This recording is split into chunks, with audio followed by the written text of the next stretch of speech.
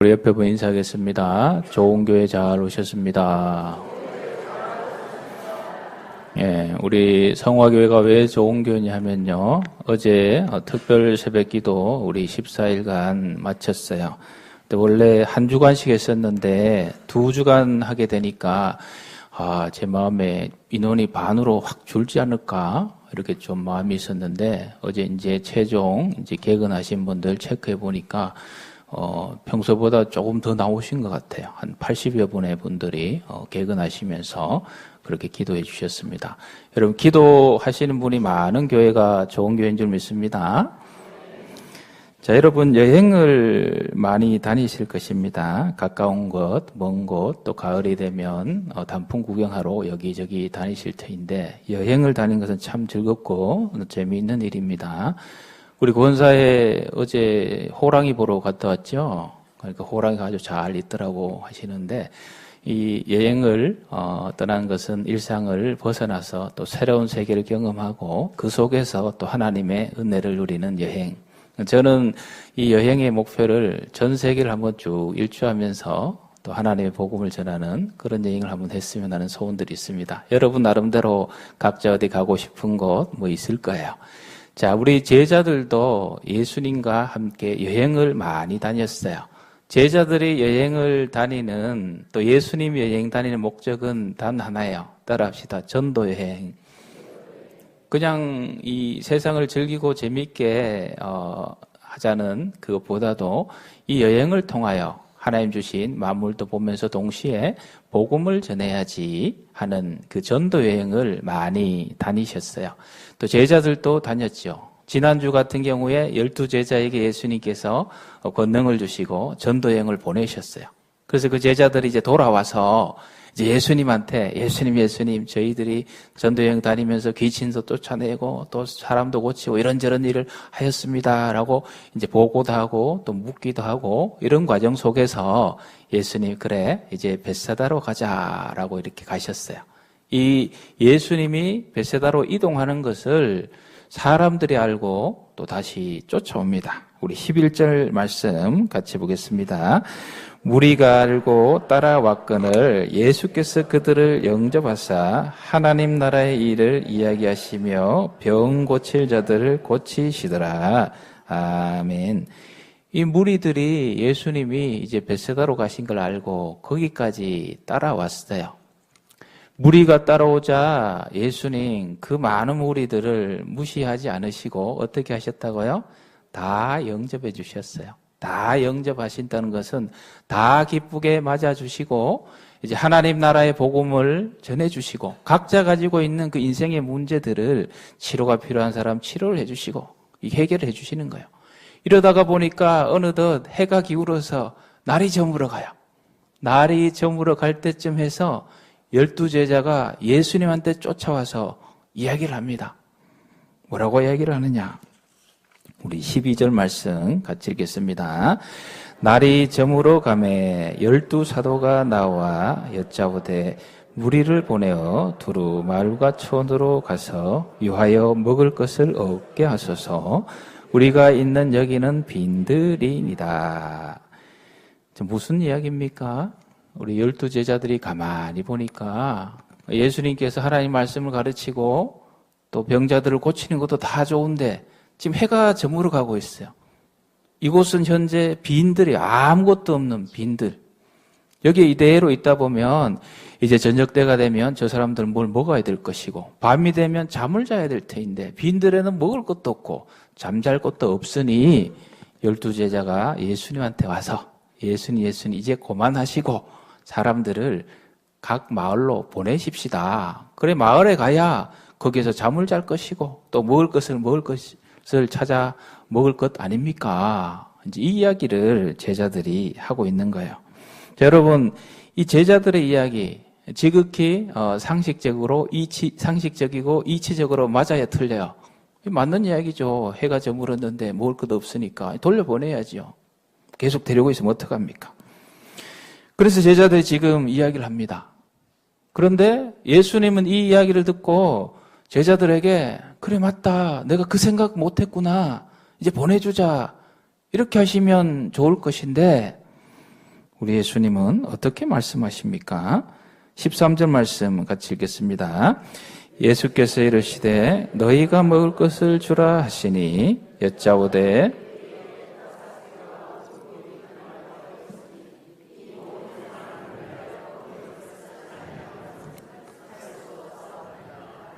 아멘. 너희가 먹을 것을 주라. 제자들은 예수님 돌려보냅시다. 집으로, 마을로. 근데 예수님은 아니다. 너희가 먹을 것을 주라. 제자들의 생각과 예수님의 생각이 같아야 달라요? 완전히 다릅니다. 따라합시다. 내 생각과 하나님의 생각이 다를 수 있습니다.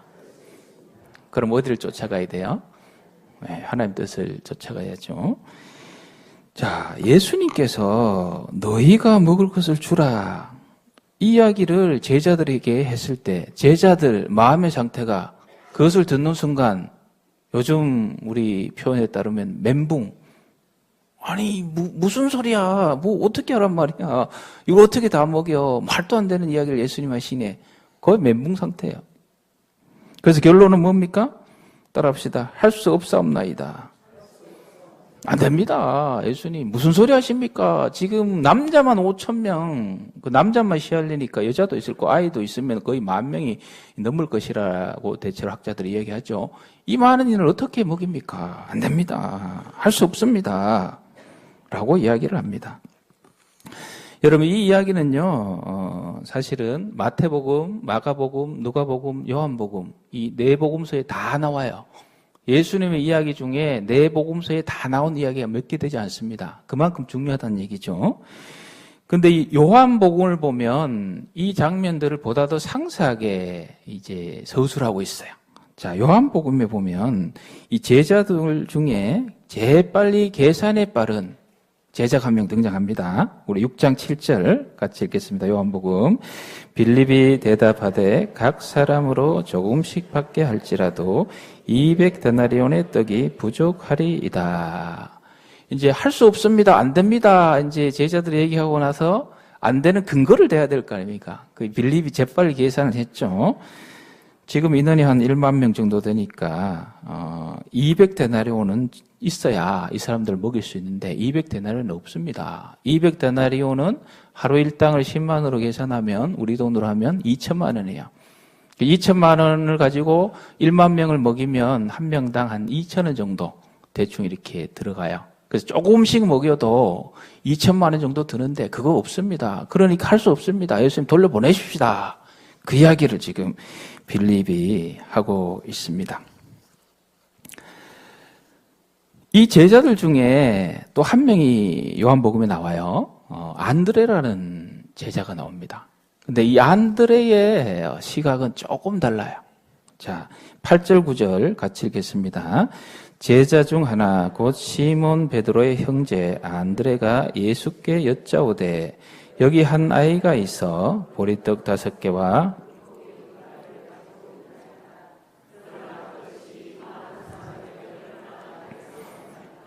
아멘. 자, 안드레의 경우에는 예수님께서 너희가 먹을 것을 주라라는 이 말씀을 주실 때에 저건 도저히 안 된다. 안 됩니다. 계산해서 이렇게 해서 보니까 도저히 안 됩니다.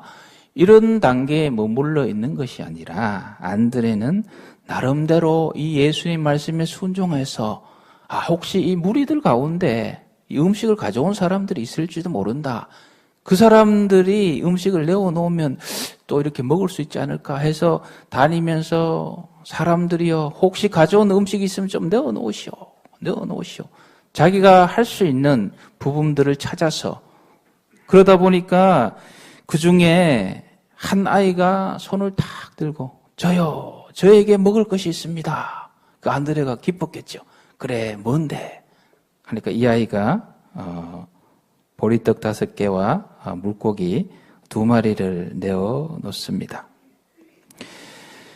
자, 여러분 이 아이가 내어 놓은 보리떡 5개 그리고 물고기 몇 마리요?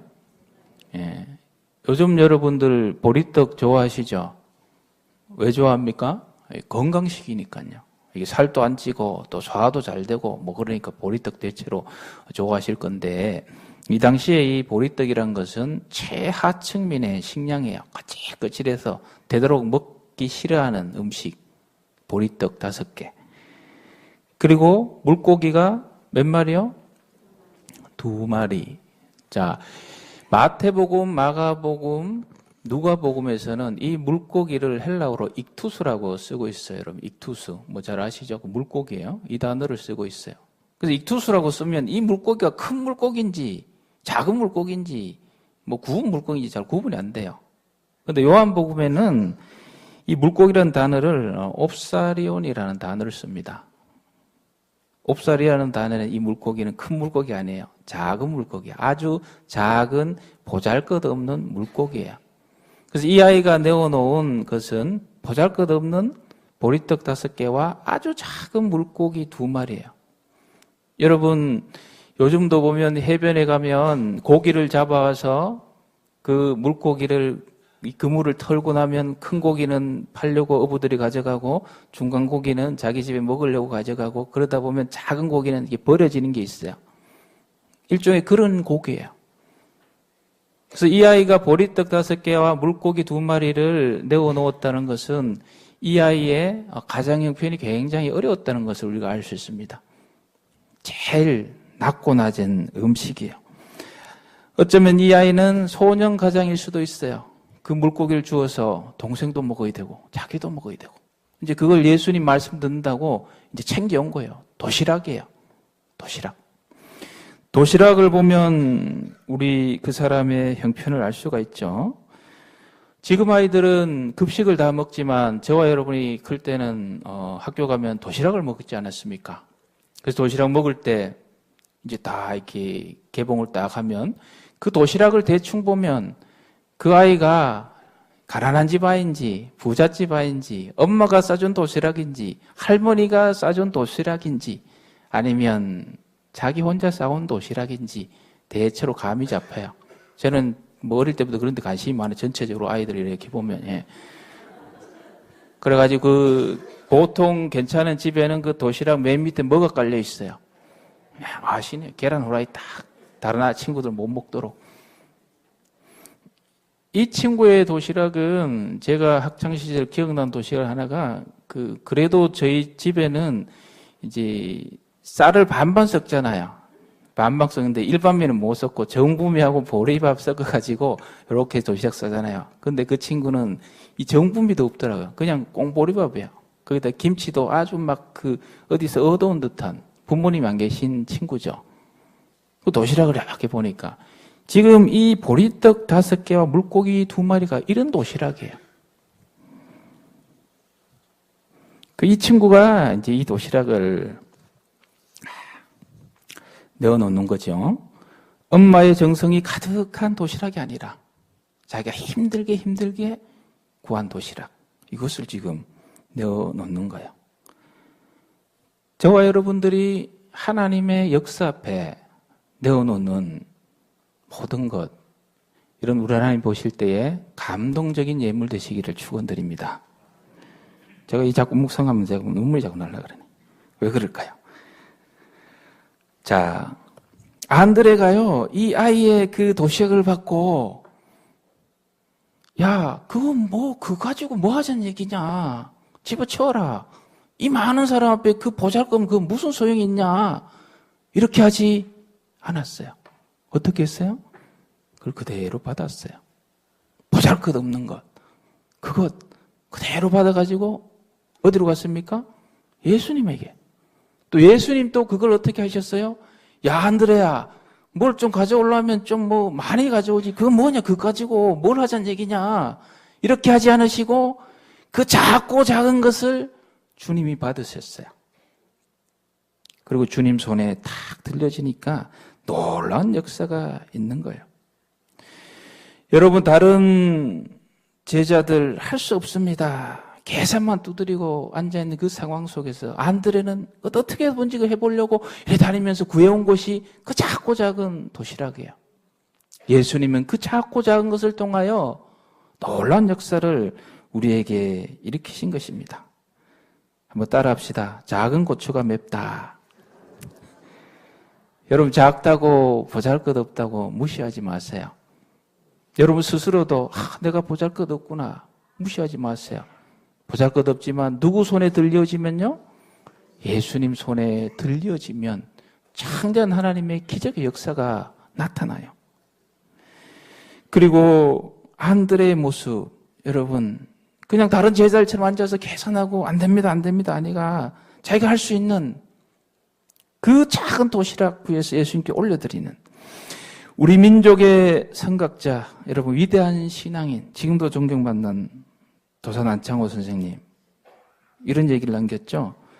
소에게 무엇을 먹일까? 무엇을 먹어야 가장 소가 건강할까? 이런 토론으로 세월을 보내다가 소를 굶겨 죽였습니다.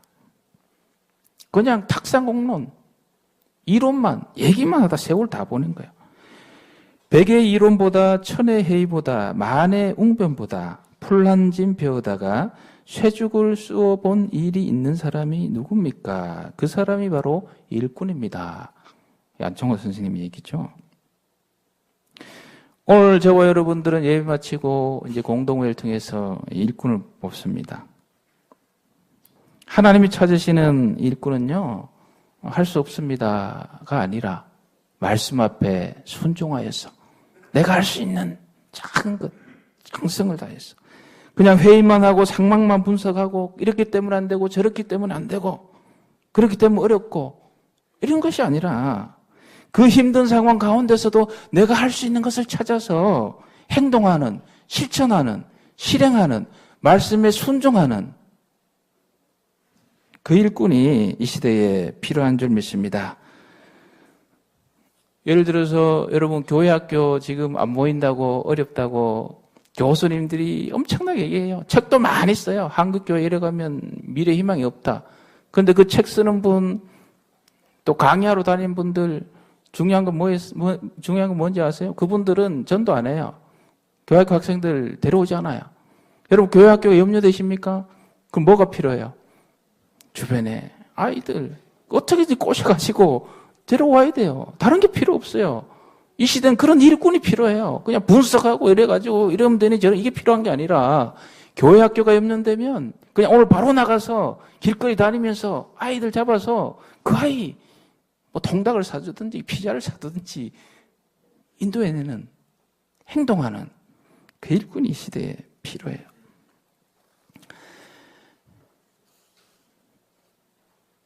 우리 예수님 이 작고 작은 것 받으셔서 축사하시고 50명씩 앉으라. 그러고 나니까 먹고 나니까 몇 광주리가 남았어요?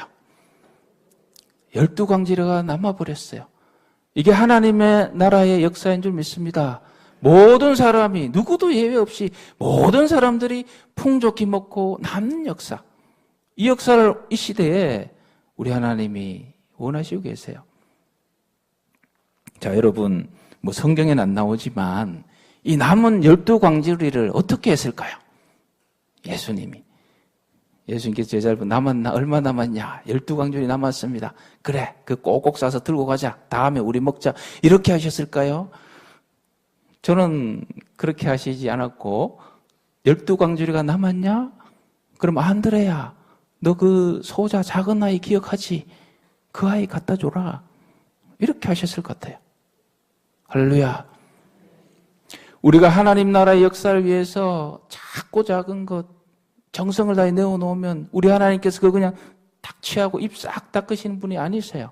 거기에 만배로 몇백 배로 축복해 주신 분이 우리 하나님 나라의 역사인 줄 믿으시길 바랍니다. 우리 16절 17절 말씀 같이 읽겠습니다. 예수께서 떡 5개와 물고기 2마리를 가지사 하늘을 우러러 축사하시고 떼어 제자들에게 주어 무리에게 나누시니 먹고 다 배불렀더라. 아멘. 저와 여러분들은 이 역사를 이제 오병이어의 역사다 그렇게 이야기를 합니다.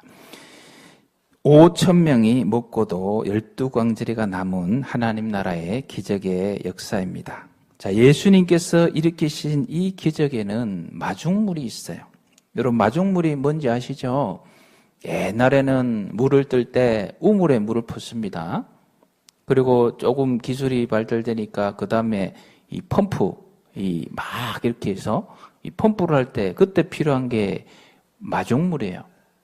젊은 분들은 잘 모를 거예요. 이 펌프질. 요즘 수도꼭지처럼 물이 컬컬 나오니까 이 펌프질을 할 때 옆에 보면 바가지에 물을 항상 떠놔요. 그 물을 이제 펌프에 넣어가지고 이렇게 해서 압이 빡 당겨 올라와야 그 뒤로부터 물을 계속 풀 수가 있어요. 그리고 물을 다 뜬 사람은 반드시 이 바가지에다 물을 어떻게 해야 돼요?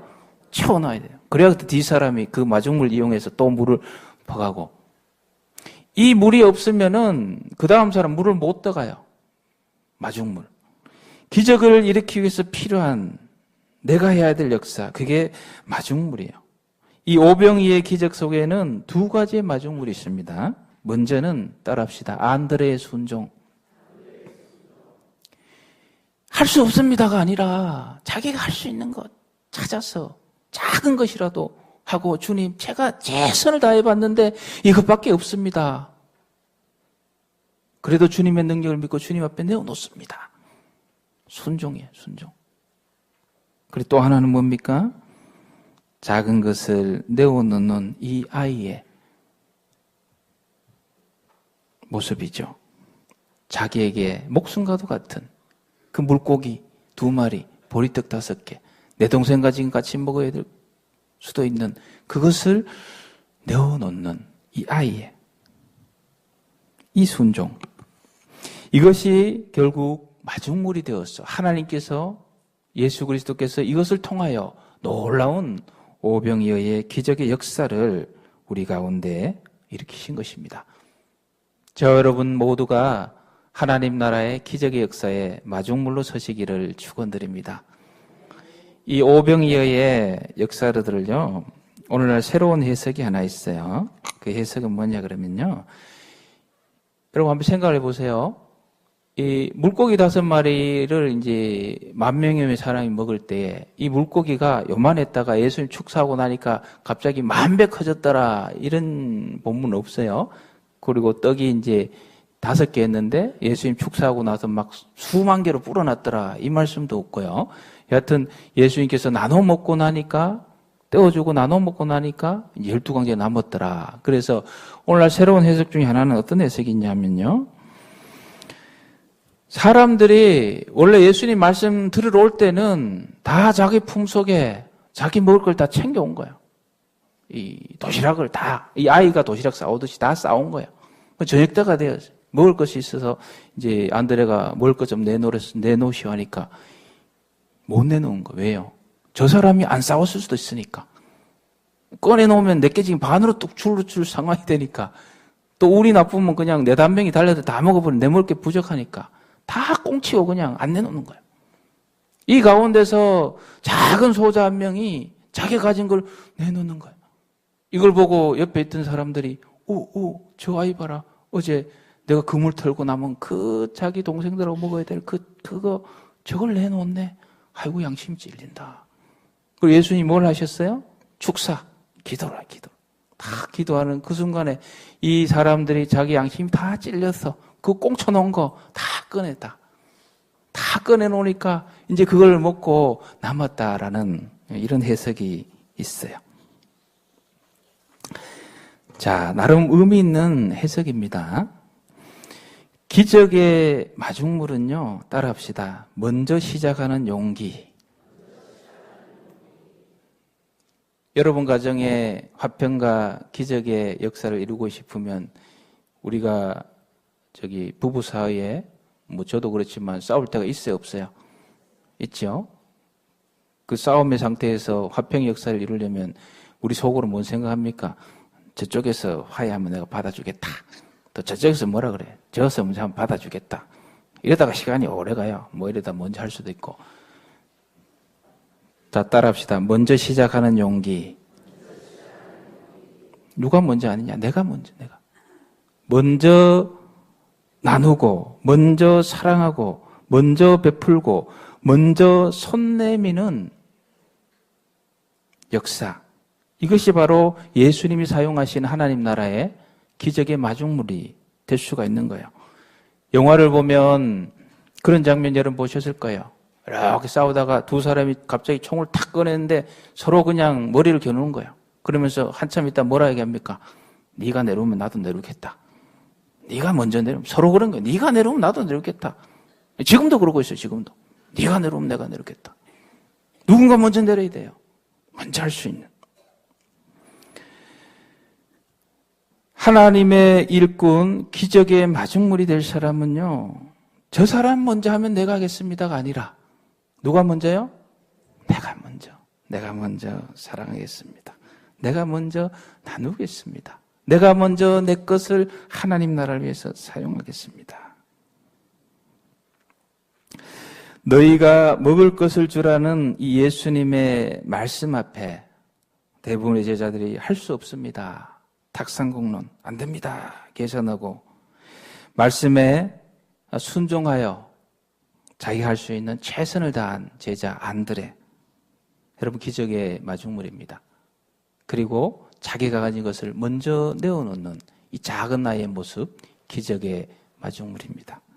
저와 여러분 모두가 오늘 이 시대가 각박하고 사랑이 없고 힘든 시대라 얘기합니다.